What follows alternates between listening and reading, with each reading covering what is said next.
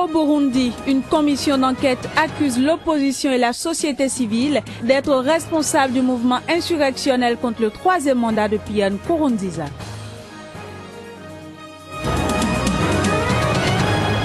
Au Gabon, la société gabonaise de transport Sogatra desservira à compter de ce week-end Port-Gentil, la capitale économique du pays.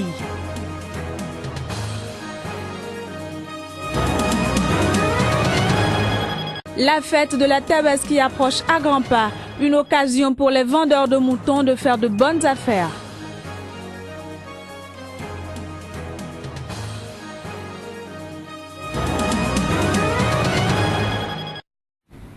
Bonsoir à toutes et à tous, bienvenue dans cette nouvelle édition de l'information sur Sika.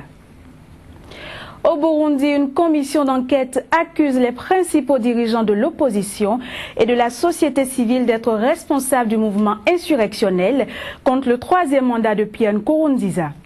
Elle les accuse également d'être liés aux meneurs de la tentative de putsch perpétrée en mai dernier.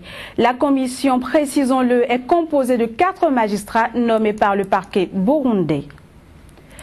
En RDC, le Bureau conjoint des Nations Unies aux droits de l'homme a publié ce mercredi à Kinshasa son rapport mensuel sur les principales tendances des violations des droits de l'homme commises au mois d'août 2015 dans le pays. Ce bureau a enregistré au moins 409 cas de violations sur l'ensemble du territoire national. Les détails.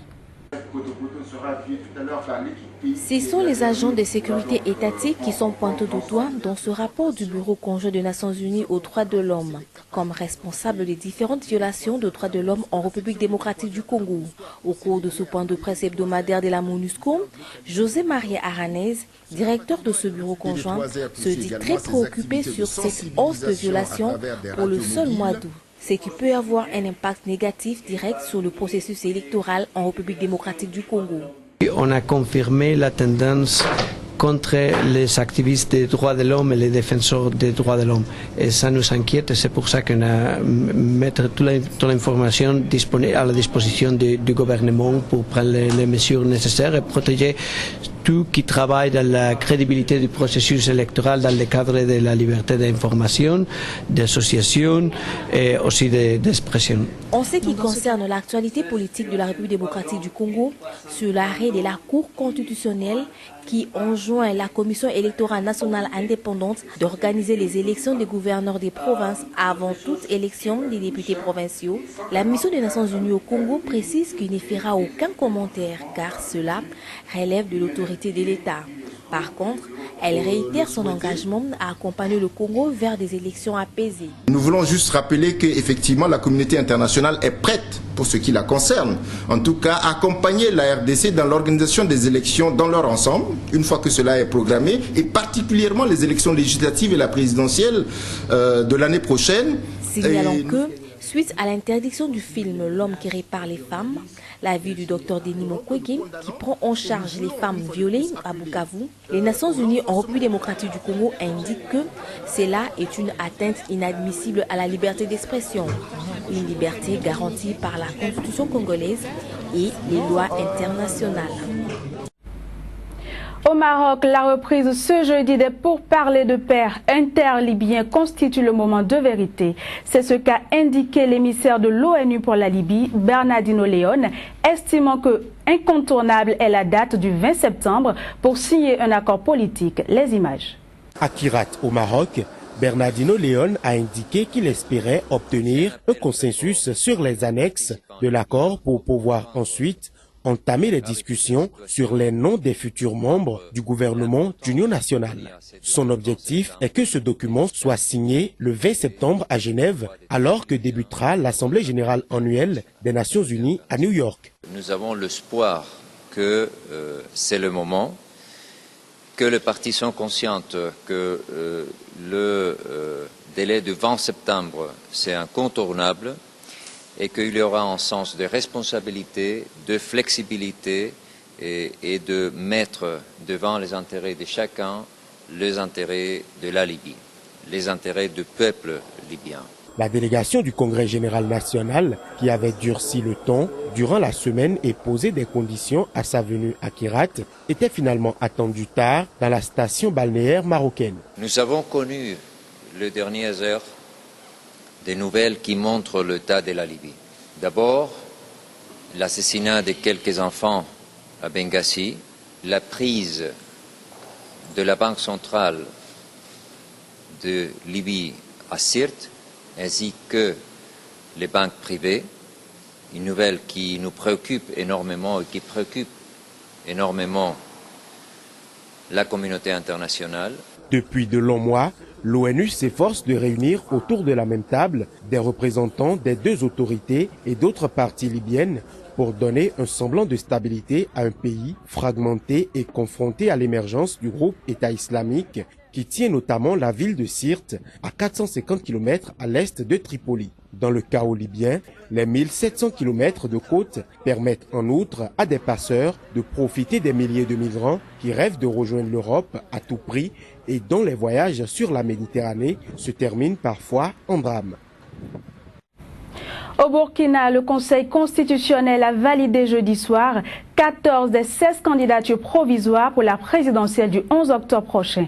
La liste définitive des candidats a été épurée des noms des deux ministres du dernier gouvernement de l'ex-président Blaise Compaoré. Des précisions à travers ce reportage signé Claude Romba.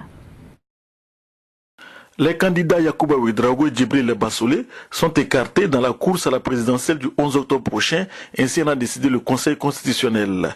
Des recours avaient été formulés contre 5 candidats pour avoir soutenu la modification de l'article 37.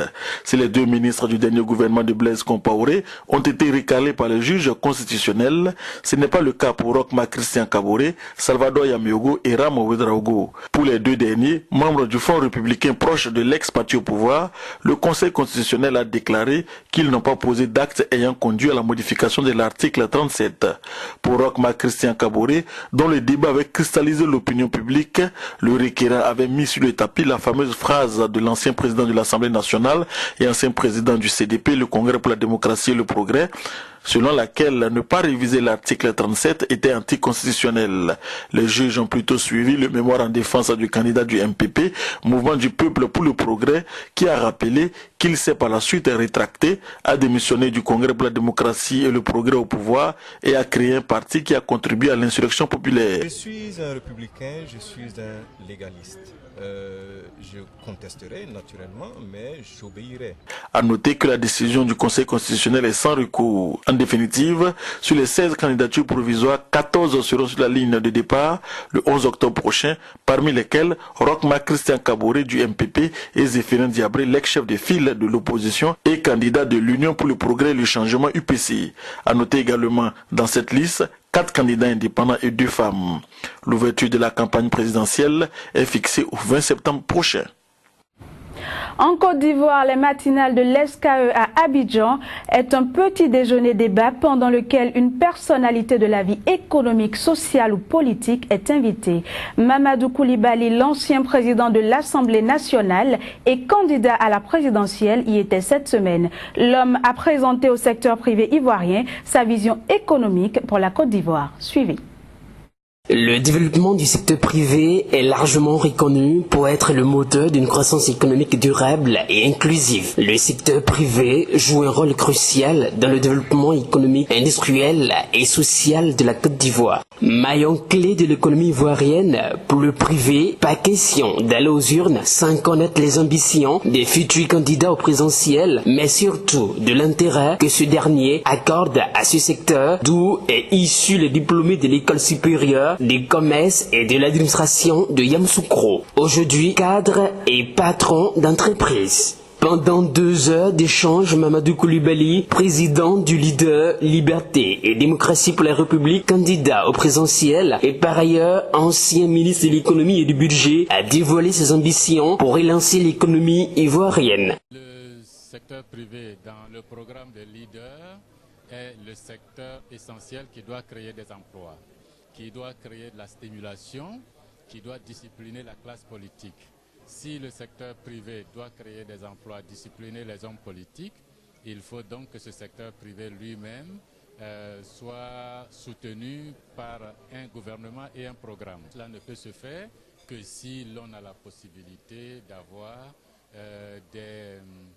un état de droit bien organisé, une justice crédible, une police, une gendarmerie qui sécurise et les intérêts des hommes et les intérêts des affaires. Comme Mamadou Koulibaly, tous les candidats accrédités par les conseils constitutionnels se succéderont ici dans l'objectif de grappiller quelques voix. Il suffit simplement de parler le langage des affaires et du business pour s'assurer du vote du privé. Au Gabon, la société gabonaise de transport Sogatra desservira bientôt Port-Gentil, la capitale économique du pays. Le lancement officiel des activités est prévu pour ce week-end. Il permettra de soulager les populations de cette ville sujettes à des difficultés de transport. Les détails. Ils sont là, et bien là, les 5 bus de la Sogatra qui vont desservir les différents quartiers de l'île Mandji dès cette fin de semaine. L'embarquement ici au port de la Satram, quartier Akaye, a mobilisé une importante délégation de la direction commerciale de la Société gabonaise de transport. Ils embarquent dans ce bateau de marque Pitcher baptisé Le Jade pour Port-Gentil et ce sera le samedi, la date inaugurale.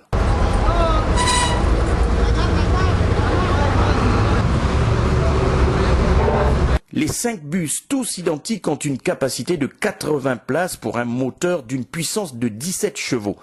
2 lignes sont prévues pour le transport des Port-Gentillais. Les autorités communales verront dans quelques heures leur rêve redevenir réalité, puisque cette dotation est le résultat d'une requête du conseil municipal à la direction générale de la Sogatra. Pour que nous allions à Port-Gentil, le conseil municipal de Port-Gentil a voté une délibération octroyant à Sogatra une aide de 100 millions de francs CFA. Après Port-Gentil, Franceville, Makokou, Koulamoutou et Tchibanga attendent avec impatience la société gabonaise de transport. En attendant, l'île Mandji reste à l'honneur pour ce week-end. Bientôt la fête de la Tabaski et bien évidemment, la viande de mouton est au centre des débats en raison de la valeur spirituelle qu'il incarne pour l'occasion, mais aussi sa valeur marchande. En attendant le jour du sacrifice à Abidjan, les musulmans affluent vers les points de vente de l'animal et ce n'est pas le coût élevé de la bête qui les décourage. L'adage est connu à Abidjan. Les moutons se promènent ensemble, mais ils n'ont pas le même prix. Et la veille de la Tabaski, certains sont capables de faire grimper les coûts à Wall Street.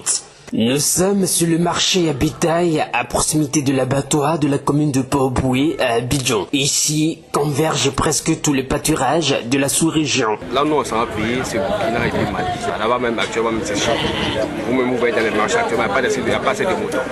Donc, c'est le prix même qui est trop élevé là-bas. À la veille du sacrifice de l'animal, marquant le rituel de la Tabaski, c'est déjà la saignée chez les acheteurs. S'agissant du prix, bon, je vois que c'est un peu élevé. C'est en temps normal, une bête pareille peut s'acheter à 110 000. 110 000. Donc, ça n'a pas été facile avant qu'il nous laisse à 85 000. Donc, je vois que c'est un peu cher. Le prix du mouton affole les bourses, mais pas question de perdre sa lucidité, car, quelle que soit leur envergure, la quasi-totalité de ces bêtes finiront le parcours au fond d'une marmite. La foi, dit-on, n'a pas de prix. Voilà qui vient mettre un terme à ce journal. Merci de l'avoir suivi et à très bientôt.